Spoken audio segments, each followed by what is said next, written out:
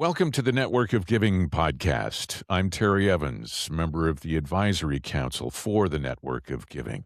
Joining me from Chicago, Illinois is Dave Breen, also an Advisory Council member for the Network of Giving, which is changing the way communities support community. Dave, you have extensive experience, over 30 years leading major nonprofits. What is the hardest thing today about sustaining services year after year?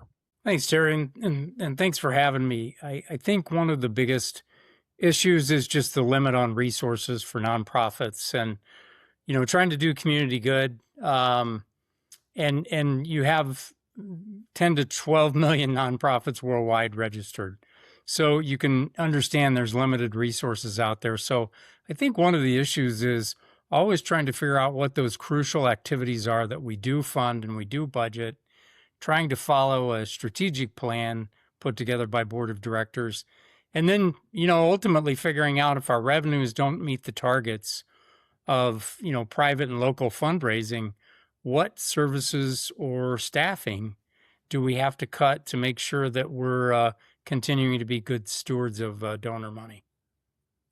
Are those the primary operational pressures that you face leading nonprofit?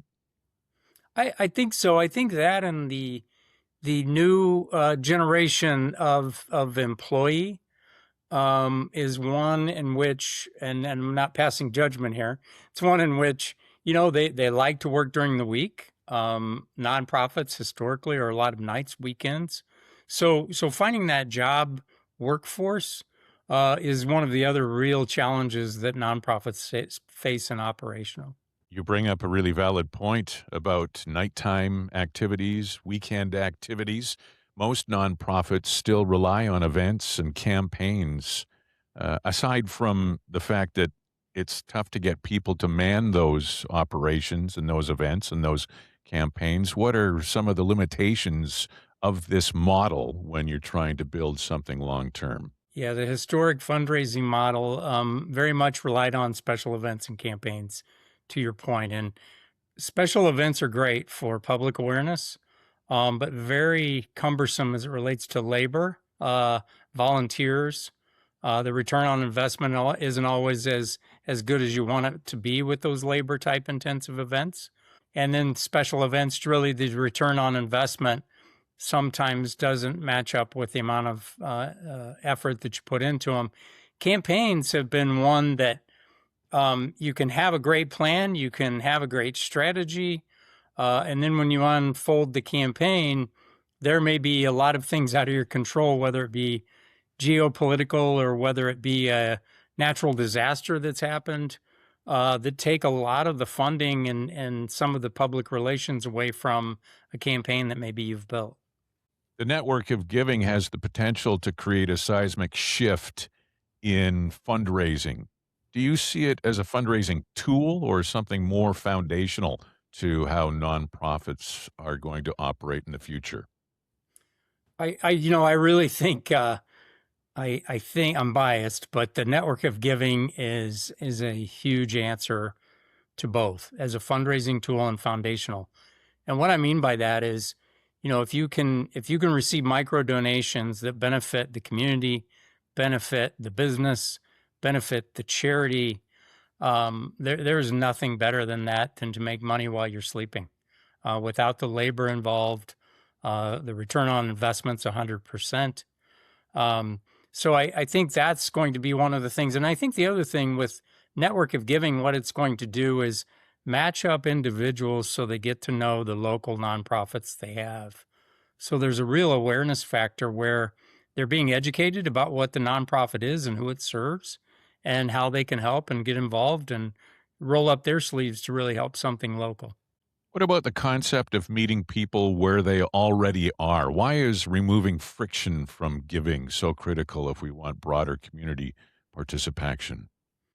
I believe one of the things that the network of giving is such a huge advantage for nonprofits is the kind of the geofence nature of it, where I think there was some percentages, and I don't want to quote them to be wrong, but most people really do 90% of their activities within a 5-mile radius of their house.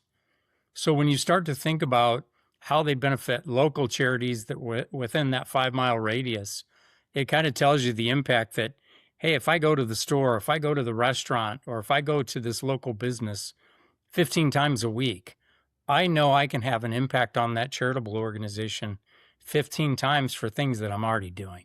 So you're basically capitalizing on accessibility and behavior.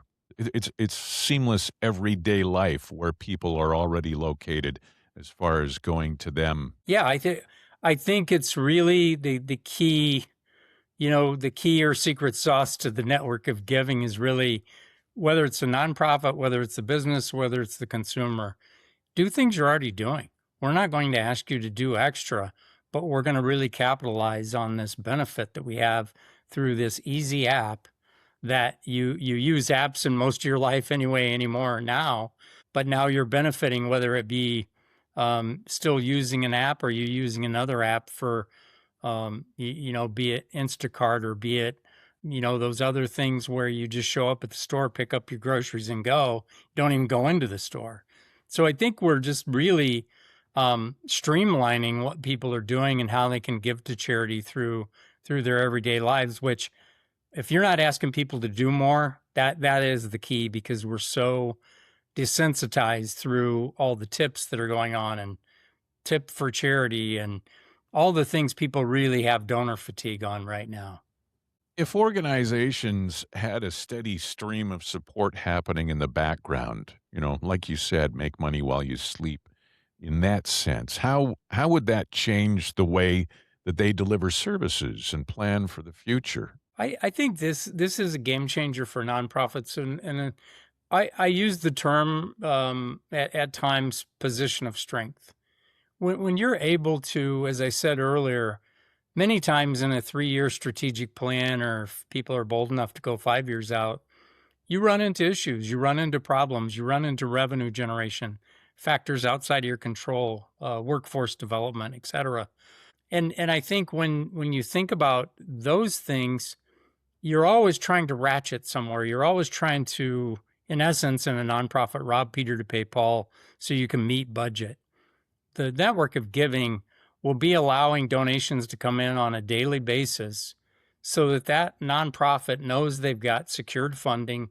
They know they're going to be able to fulfill their strategy, and they know they're not going to have to cut other things to fulfill that strategy, which is what I call a position of strength. Is when you get to that point, you really feel like, now I can make some decisions that won't hinder something somewhere else.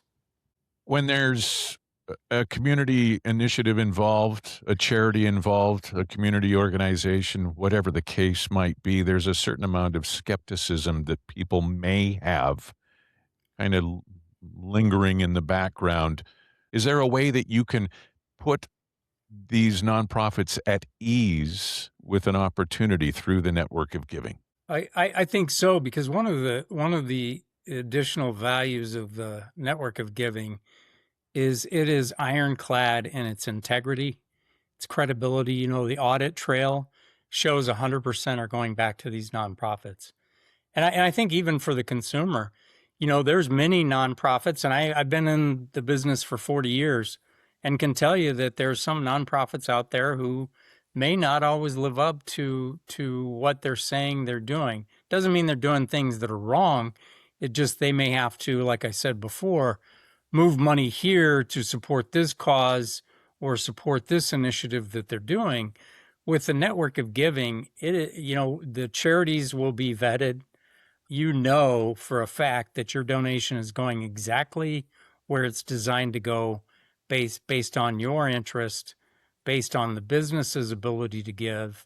And I think having organizations like GuideStar and Charity Navigator that also are a good report card on those nonprofits help the network of giving, saying this is a really efficient, effective charity that we want to make sure is in our network.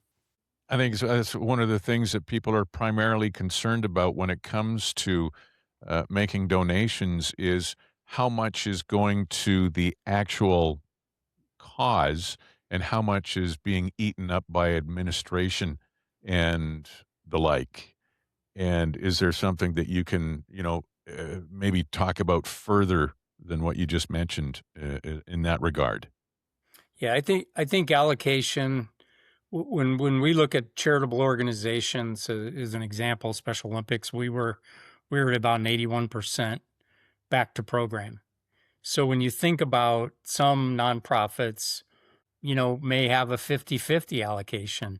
And that's where you really start to dive into, okay, what are they spending it on? Is it going directly to the programs and services they have in their mission statement? And I think with the network of giving and what we're trying to foster is, wipe out some of those administrative costs by the micro donations, wipe out 100% of that fundraising expense as opposed to going and doing a golf outing that you may have 40% of the expenses absorbed into that operation. Network of giving is 100% efficient and effective. And that just helps the nonprofit get their allocation even farther up towards 100%, which it'll never be if a nonprofit has employees and if it has activities that they have to do from an administrative standpoint. But the more we can get in the 70 range, the 80 range, the 90 range, then we're making a huge difference for society. Final thoughts on what you personally feel the benefits of the network of giving will be for community starting virtually today and into the future. Like I said before, I think the simpleness of it through an app, I think it's going to shrink the world, and by that I mean this is going to be an international opportunity for us to create a different model for nonprofits to effectively, efficiently make an impact in their community with the constituents that they serve through their mission. And I think it's going to be such a huge game changer for the nonprofit community in serving those constituents. Making a positive impact on the community. Networkofgiving.com is the website to find out more information and to sign up. Dave Breen from Chicago, Advisory Council member for the Network of Giving Foundation. Thanks very much for being on the Network of Giving podcast today. Yeah, thanks, Terry. Appreciate you having me.